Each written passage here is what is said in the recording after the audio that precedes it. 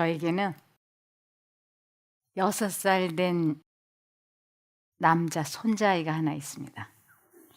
근데 이 아이가 이제 저희 집에 와 있는 한 열흘 가까이 있었는데 이 아이가 저녁에 잠자리를 이제 저하고 같이 잠을 잡니다. 제 옆에 이렇게 누우면 꼭 하는 질문이 있었어요. "할머니, 내일은 뭐 해요? 내일은 무엇을 하실 거예요? 내일은 뭘 가지고 놀아요?" 이렇게. 제가 처음에 한두 번은 얘가 그냥 하는 질문인 줄 알았습니다. 그래서 '아, 내일은 자전거도 타고 내일은 야구도 하고 내일은 블록을 갖고 놀 거야.' 그러면 이 아이 마음에 흡족하지 않으면 또 물어봐요. 그래서 흡족한 대답을 들으면 "알겠어요." 그리고는 바로 잠이 드는 거예요. 이게 한 번, 두 번 지나고 세 번, 네 번이 되면서 제 마음에 '아, 이 아이가 왜 이런 질문을 저녁마다 하는 것일까? 왜 이 6살밖에 안 된 어린아이가 내일에 대해서 이렇게 염려를 하는 것일까? 참 특이하다.' 이 아이는 내일에 대한 확신이 자기 마음에 없기 때문에 불안한 거예요. '내일은 뭐 하죠? 내일은 뭘 하고 지내죠? 내일은 뭘 갖고 놀아요?' 이렇게. 그래서 "내일은 에코랜드에 가서 야구를 할 거야." 그러면 그 대답이 자기 마음을 흡족하게 해 주면은 이 아이가 기쁘게 잠이 들어요. 그러면서 이 아이가 이런 질문을 한다는 것이 그 마음에 아주 일찍부터 공허함 같은 걸 느끼는 것일까?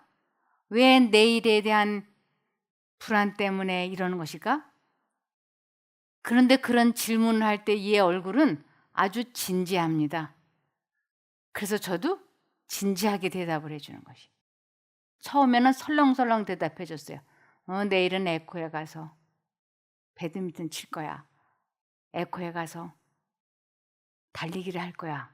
이렇게. 그런데 아이가 하루도 빠지지 않고 계속 같은 질문을 하고 그것을 이렇게 잘 대답을 듣고 이해하고 믿기 때문에 저도 인제는 그 아이의 질문에 진지하게 대답해 주기 시작했습니다. 그러면서 내일에 대한 확신과 믿음이 이 어린아이 마음에 안정감을 주고 기대감이 생기고 기쁨이 있는 잠을 자게 해 주는데, 하물며 어른이라고 하는 내가, 내일이라고 하는, 즉 이 세상에 태어난 목적을 이루는 것에 관심을 갖지 않는다면 나는 이 어린아이만도 못하구나 하는 걸 알게 됐어요. 이 세상에 태어난 목적은 아주 중요하고 꼭 이뤄야만 되는 것인데, 그것은 그냥 결심한다고 해서 되는 것이 아니고 저절로 이루어지는 것이 아니고 누구를 만나야만이 그 목적을 이룰 수 있느냐 하면 하나님을 만나야만이 되는 것이에요. 우리가 인생을 이렇게 살면서 내가 누구를 만나서 누구와 사느냐가 참 중요하죠. 그런데 인생에 있어서 절대적으로 중요한 만남이 있는데 그것은 하나님과의 만남입니다. 내가 하나님을 만나느냐 만나지 못하느냐, 이것은 내가 이 땅에 태어난 목적을 이루느냐 이루지 못하느냐 하는 절대적인 것이라고 할 수 있는 것입니다. 그래서 하나님을 만나고 이분과의 지속적인 관계를 끝까지 이어갈 때만 우리는 영생이라고 하는 내일이 보장될 수 있는 것입니다. 그래서 우리는 정말 이 6살 된 아이가 내일이라고 하는 것에 대해서 안심을 하고 기쁨으로 잠이 드는 것보다 훨씬 더 중요하게 어른이라고 하는 우리는 영생이라고 하는 것을 오늘 하루도 이루어가고 또 내일도 이루어가서 마지막 날에 우리가 이제 주님께서 나를 구원해 주실 것이라고 하는 확신 가운데서 잠이 들면 우리는 얼마나 복 있는 사람이 되겠습니까? 그래서 하나님을 만나려면 어떻게 해야 하는 것이에요? 어떻게 해야 하나님을 만나는가? 그렇게 중요한 하나님. 우리는 모두 마치 항해자가 모래톱이나 바위 투성이의 강을 지나갈 때 안내자가 필요한 것처럼 생애에 있어서도 많은 좁은 길로 통과할 때 안내자가 필요하다. 그러면 이 안내자를 어디에서 발견해야 할 것인가? 사랑하는 형제 자매들이여, 우리는 그대들에게 성경을 가리키는 바이다. 이 안내자는 하나님이신데 그분을 만나려면 성경을 읽으라고 말씀하고 있는 것입니다. 그래서 이 성경 말씀을 시편 119편 105절에 주의 말씀은 나를 안내하는 등불이며 내 길을 비춰주는 빛입니다 라고 그랬어요. 이 하나님의 말씀은 나를 어디로 안내해 주시는가? 하나님을 만나는 길로 안내해 준다고 하는 것입니다. 하나님의 말씀은 살아계신 하나님과의 교통의 통로이다. 말씀으로 양식을 삼는 자는 모든 선한 일의 열매를 맺게 될 것이다. 그는 감추어져 있는 보물을 찾기 위하여 일하지 않으면 안 될 진리가 묻혀 있는 광산을 발견한 자이다. 이 성경 말씀은 진리가 묻혀 있는 광산이라고 말씀을 하고 계십니다. 그래서 우리가 이 주식을 사면 돈을 벌 수 있다라고 하는 안내를 받으면 무슨 돈이라도 마련을 해서 그 주식을 사지요. 그런데 그 주식은 언제든지 그냥 종이 조각 하나로 끝날 수 있는 불확실한 것이 주식이죠. 그런데 하나님의 말씀은 영생을 얻을 수 있는 확실한 길 안내자라고 말씀하고 있습니다. 그래서 우리가 이 세상 것에도 혼신의 힘을 다해서 보물을 캐고 어떻게 해서든지 가져보려고 노력하지 않습니까? 이 하나님의 말씀을 읽고 하나님 말씀 속에서 하나님께서 나에게 직접 말씀해 주시는 그 음성을 들을 수 있고 이 말씀을 읽다가 보면 하나님과 내가 만날 수 있다라고 하는 것을 안다면 이 성경 말씀을 연구하는데 혼신의 힘을 다해야 되는 것입니다. 확실하게 보물이 묻혀 있다고 하는 것을 아는 사람은 보물을 캐는 일에 게으를 수가 없습니다. 늑장을 부릴 수가 없어요. 혼신의 힘을 다해서 키워냅니다. 하나님을 알게 되고 하나님을 만날 수 있는 방법이 성경 말씀을 읽는 것이라면 그것을 위해 하지 않겠습니까? 열심을 내어서 성경을 읽지 않겠습니까? 그러므로 에레미야 29장 13절에는 너희가 전심으로 나를 찾고 찾으면 나를 만나리라고 말씀을 하셨어요. 이 말씀을 아주 전심으로 하나님께서 나에게 직접 말씀하시는 명령으로 믿고 읽으면 하나님께서 이 말씀을 하시면서 우리를 만나 주신다라고 하는 것입니다. 그래서 사단은 우리가 이 성경을 읽지 못하게 관심을 이 세상 것에다가 두게 하고 그리고 하나님에게 관심과 애정을 갖지 못하게만 하면 확실하게 그 사람을 멸망으로 이끌어 갈 수 있다고 하는 것을 알기 때문에 사단은 우리들의 시선을, 관심을, 애정을 이 세상 것에 두게 하려고 아주 많이 노력하고 있습니다. 그래서 최우선 순위를 이 세상 것, 돈 버는 것, 이 세상 권력, 외모, 사치, 허영, 직업, 공부, 취미 등 이러한 것들로 머릿속을 가득 채우도록 사단은 역사하고 있습니다. 그런데 하나님께서는 요한일서 2장 15절에 이 세상이나 세상에 있는 것들을 사랑치 말라고 말씀하고 계세요. 관심과 애정을 이 세상 것에다가 깊이 두게 되면 결국 말씀을 등한히 하게 되고, 말씀을 등한히 하게 되면 하나님을 만나지 못하게 되는 것이기 때문에 그렇습니다. 세상을 사랑하면 아버지의 사랑이 그 속에 있지 아니하니 이는 세상에 있는 모든 것이 육신의 정욕과 안목의 정욕과 이생의 자랑이니 다 아버지께로 쫓아온 것이 아니요 세상으로 쫓아온 것이라. 하나님께서는 우리들에게 최우선순위를, 관심을, 애정을 먼저 하나님께 두라고 말씀하십니다. 하나님께서는 우리 발의 등이 되고 우리 길의 빛이 되게 하기 위하여 당신의 말씀을 주셨다. 성경의 교훈은 인생에 따르는 모든 관계에서 우리들의 번영에 중대한 역할을 한다. 성경은 옳고 그른 것에 대한 위대한 표준이며 죄와 거룩함을 분명히 정의해 주었다. 성경의 산 원칙들은 우리의 생애를 수놓는 금실과 같은 것으로서 시련과 유혹의 때에 우리들의 유일한 방책이 된다. 성경은 하나의 지도로서 우리에게 노정표를 보여준다.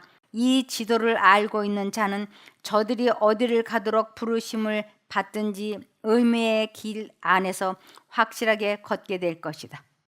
이 하나님의 말씀을 불철주야 읽고 묵상하고 기도의 생활을 한다면, 이 말씀에 순종을 한다면 어디를 가도록 부르심을 받든지 의무의 길 안에서 확실하게 걷게 될 것이라고 말씀하고 있습니다.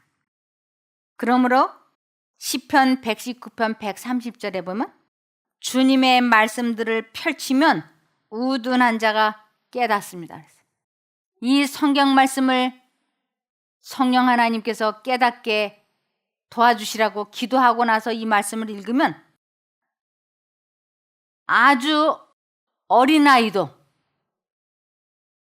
노인도 이 말씀을 하나님께서 깨닫게 해주신다고 약속을 하셨습니다.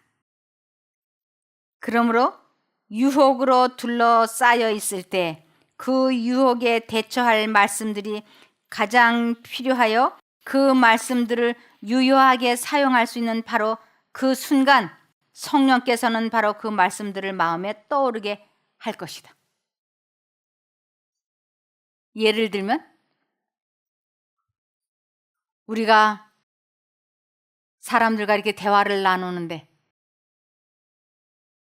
한쪽 마음에는 이 사람에게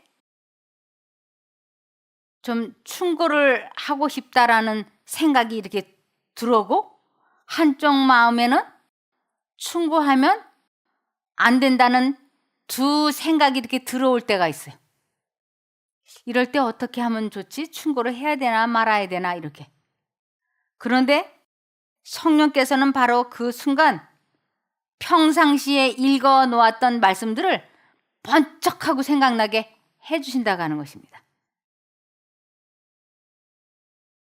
충고하지 마. 그러면서 남의 일을 간섭하는 자로 고난을 받지 말려니와 하고 성경 말씀이 번쩍 생각이 나는 것이에요. 그럴 때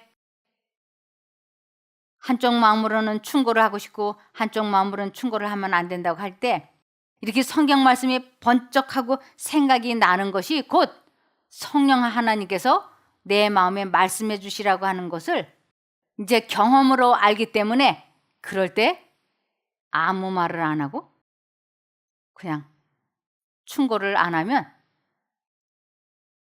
관계들이 무난해집니다. 그런데 상대방에게 충고를 하고 싶다고 느껴질 적에는 대부분이 마음에 무엇이 없느냐면 사랑이 없어요. 그의 잘못만 크게 보이는 거예요. 그러니까 사랑은 없으면서 사랑한다는 명목으로 그 사람에게 충고를 하면 상대방이 받아들이지를 않습니다. 그런데 그 사람을 진심으로 사랑을 해서 충고를 해주고 싶다 할 때는 내가 그 사람을 얼마만큼이나 사랑하는가라고 들여다보면 알 수 있어요. 내가 이 사람을 위하여 정말 내 목숨을 줄 만큼 진심으로 사랑하는가. 그래서 정말 내가 사랑한다. 그럴 때는 충고를 할 때 나의 그를 사랑하는 그 깊은 사랑이 그 사람이 느껴서 충고를 받아들일 수 있어요. 그러나 그러한 사랑이 없이 상대방의 실수와 잘못을 바로잡아 주겠다고 하는 마음만으로 충고를 하면 10중 8구 거절을 하더라고요. 그래서 이러한 중요한 순간순간에 성령께서는 우리들에게 평상시에 읽어놓았던 말씀으로 말씀을 직접 하십니다. 우리 마음에. 그래서 이 말씀을 읽어놓는다고 하는 것은 얼마나 중요한지 몰라요. 그러면서 우리는 성경을 좀 더 명확히 알고 있어야 한다.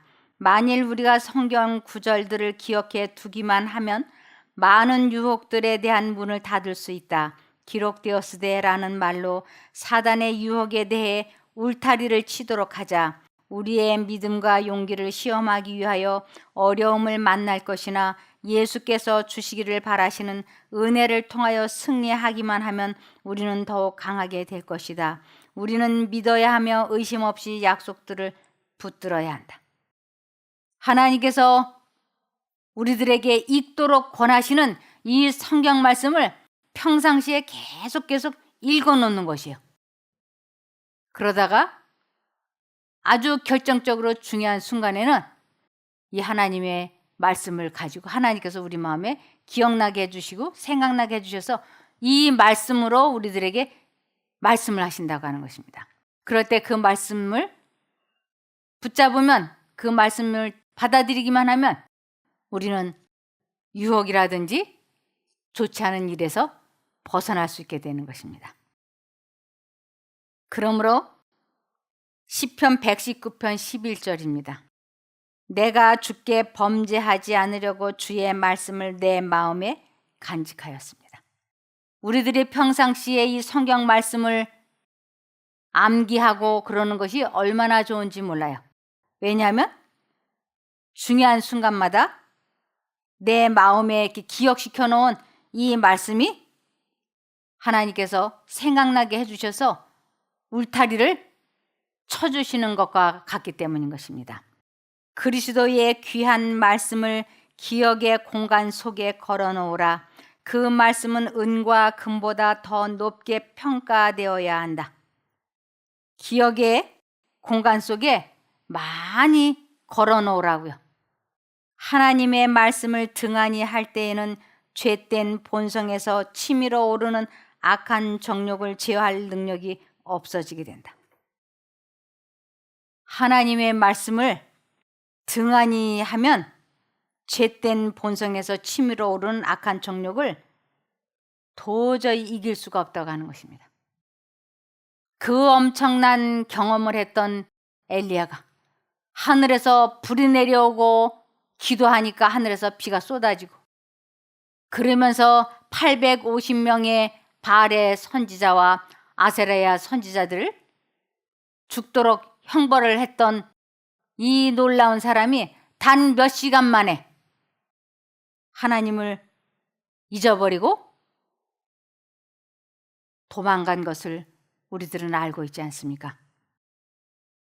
그래서 하나님을 잠깐이라도 잊어버리지 않기 위해서는 우리는 이 말씀을 읽고 암기하고 생각하는데 최선을 다해야 된다고 하는 것입니다. 이것을 요한복음 15장 7절에 너희가 내 안에 거하고 내 말이 너희 안에 거하면 무엇이든지 원하는 대로 구하라. 그리하면 이루리라. 내 말이 너희 안에 거하면 이 성경 말씀을 읽고 암송하라고. 그래서 하나님께서 나에게 말씀하신 것을 순종하겠다고 뜻을 정하고 이 성경 말씀이 떠오른 대로 하기로 하면 하나님께서 그 말씀을 이루어 주시겠다고 약속을 하신 것입니다. 성경을 단순히 기록된 말씀으로 받아들일 것이 아니고 우리에게 말씀하신 하나님의 말씀으로 받아들여야 한다. 이 성경 말씀은 말씀이고 나는 나다. 그렇게 생각하지 말라고요. 이 성경 말씀은 나에게 직접 하신 하나님의 말씀이라고 받아들이라고 하는 것입니다. 하나님의 말씀의 약속은 모두 그와 같다. 그 약속을 통하여 그분께서는 우리에게 개인적으로 말씀하시며 마치 우리가 당신의 말씀을 직접 들을 수 있는 것처럼 말씀하고 계신다. 이와 같은 약속들을 통하여 그리스도께서는 당신의 은혜와 능력을 우리에게 전달하신다. 확실하게 하나님께서 말씀하셨어요. 이 말씀하신 것을 그냥 받아들이라고. 이거는 하나님께서 나 개인에게 말씀하신 것이라고 믿으라고 하시는 것입니다. 그러므로 잠언 10장 21절에 의인의 입술은 여러 사람을 교육하나 미련한 자는 지식이 없으므로 죽느니라. 의인의 입술, 하나님을 만나고 하나님의 뜻대로 순종의 생애를 사는 사람은 이것을 다른 사람들에게 많이 알려준다고. 그러나 이것을 알지 못하는 자는 이 하나님을 아는 지식이 없으므로 결국은 멸망당한다고 하는 것입니다. 잠언 30장 3절에 나는 지혜를 배운 적도 없고 또 거룩하신 분을 아는 지식도 없다고. 이 성경 말씀을 체험해보지 못하는 것을 나는 지혜를 배운 적이 없고 하나님을 알지 못한다라고 하는 것입니다. 그래서 이 성경 말씀을 읽기는 읽는데 이것을 삶에 적용하고 체험해보지 않는다면 결국은 하나님을 만나지 못한 것이 되는 것입니다. 그래서 하나님을 만나기 위하여 이 말씀을 읽을 때 하나님께서 이 말씀을 통하여 나에게 직접 말씀해 주시는 것이라면 이유를 불문하고 순종을 하라고. 그러면 하나님을 만나는, 하나님을 체험하는 지식을 소유하게 되고 그것이 곧 우리를 영생을 얻게 해준다고 하는 것입니다. 평생에 가장 중요한 교훈을 배우기 위해서는 성경 말씀을 부지런히 연구하여야 합니다. 베드로전서 4장 7절에 만물의 마지막이 가까웠으니 그러므로 너희는 정신을 차리고 근신하여 기도하라. 지금 우리들에게는 시간이 그렇게 많이 남아있지 않아요. 100년, 200년씩 남아있지 않아요. 그러므로 우리는 정신을 차리고 근신하여 기도하라고. 오늘 하루를 온전히 보내기 위하여 근신하여 깨어 있어야 되는 것입니다. 보통 아침에 잠에서 깨어나서 난 12시까지는 그런 대로 잘 지내요. 그런 대로. 그런데 점심 먹고 나서 그 이후의 시간에는 정신 상태가 희미해지면서 이 세상 것만을 생각하기 시작됩니다. 그래서 근신하여 기도하라고 말씀을 하고 계십니다. 말씀들을 연구하고 순종할 때에 단 한 영혼도 천국으로 인도하는 길을 잃지 않을 것이다. 이 말씀들을 연구하고 순종하는 사람은 단 한 영혼도 천국으로 인도하는 길을 잃지 않을 것이라고 확실하게 말씀을 하셨어요. 그러므로 우리의 멘토이신 예수님을 만날 수 있는 아주 유일한 길은 성경을 연구하는 것입니다. 성경은 하나님을 그 저작자라고 말한다. 그러나 그것은 사람의 손으로 말미암아 기록되었다. 그리고 그 각 권에 같지 않은 문체는 그 각 기자들의 같지 않은 특성을 보여주고 있다. 대개 계시된 진리는 모두 하나님의 감동으로 된 것이다. 이 성경은 사람들에게 40명의 사람들에게 꿈과 이상과 계시를 주고 1600년이라고 하는 시간 속에서 이 책을 쓰게 하셨습니다. 성령 하나님께서. 그래서 이 성경은 성령 하나님이 저작자이세요. 그것을 사람들이 받아서 쓴 것이기 때문에 그 성령님께서 우리들에게 성경을 이해하고 깨닫도록 도와주실 때에만 이 성경을 올바르게 이해하고 깨달을 수 있게 되는 것입니다. 그러므로 요한복음 5장 39절에 너희는 성경에서 영원한 생명을 얻는 줄로 생각하고 성경을 부지런히 연구하고 있는데 바로 이 성경이 나를 증거하고 있다. 이 성경은 누구를 계속 우리들에게 깨닫게 도와주시는가? 예수 그리스도를 깨닫게 해주고 있는 것입니다.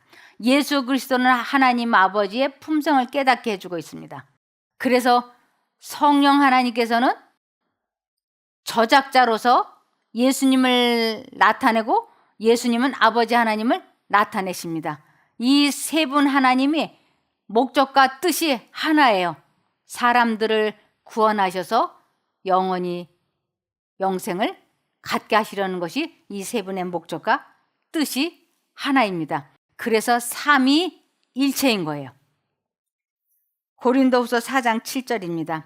그러나 질그릇 같은 우리 속에 이 보화를 가진 것은 그 엄청난 능력이 하나님에게서 나온 것이지 우리에게서 나온 것이 아니라는 것을 보여주기 위한 것입니다.